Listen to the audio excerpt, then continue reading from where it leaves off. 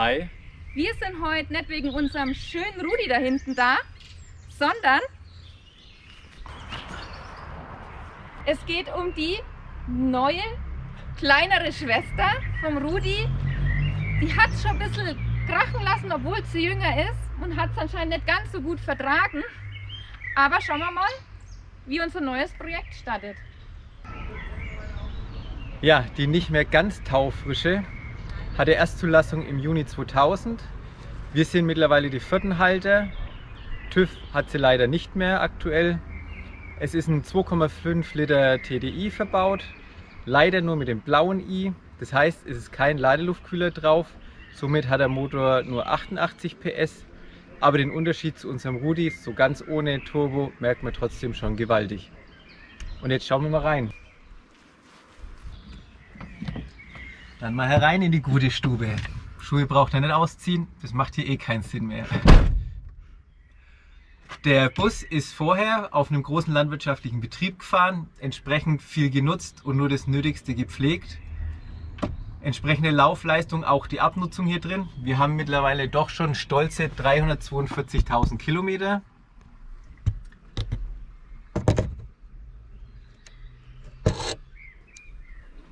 Und hier drin wird es wohl hauptsächlich viel zu putzen geben, wie man sieht, überall und vor allem am Boden.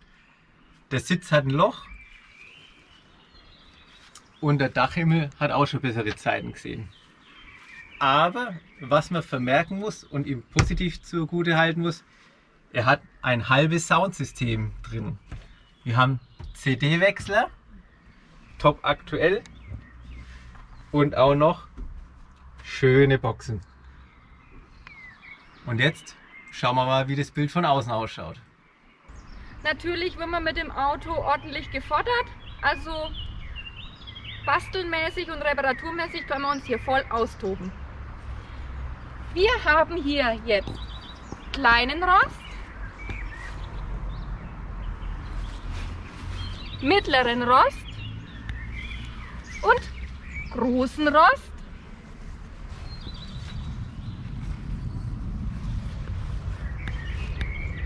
Dann haben wir kleine Dellen, noch mehr kleine Dellen, mittlere Dellen und große Dellen. Und jetzt kommt mal rum.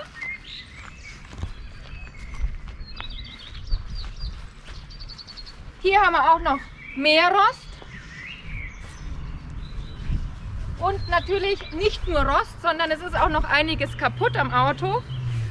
Das hintere Rücklicht fehlt oder ist kaputt. Dann haben wir hier auch noch, weil wir haben ja vorhin erzählt, das Auto oder das Fahrzeug kommt von dem landwirtschaftlichen Betrieb. Hier erkennt man auch noch dieses John Deere Grün. Dann ist die Stoßstange kaputt. Ach, und nicht zu vergessen, auch die Windschutzscheibe ist nicht mehr ganz so fit. Aber am allerschlimmsten ist unser Mega-Rost, aber schaut ihn euch doch selber an.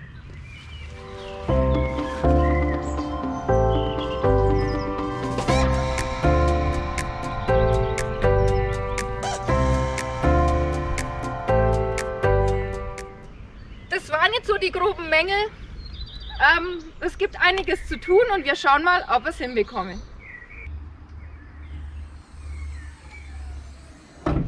Im Vergleich zu außen schaut es hier drin eigentlich noch recht manierlich aus.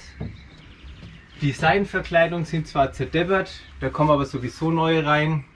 Die ganzen Lackspuren und leichte Dellen sind normal für das alternde Gebrauch. Und das einzige Überraschungsmoment wird sein, was ergibt sich unter der Bodenplatte.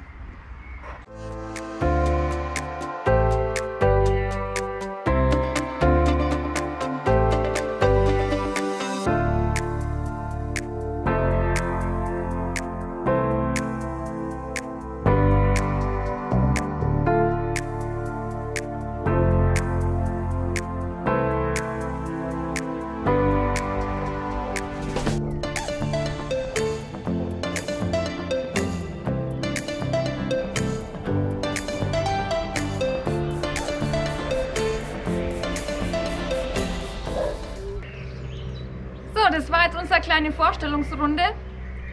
Viele würden sich jetzt wahrscheinlich fragen, warum tun die sich das an?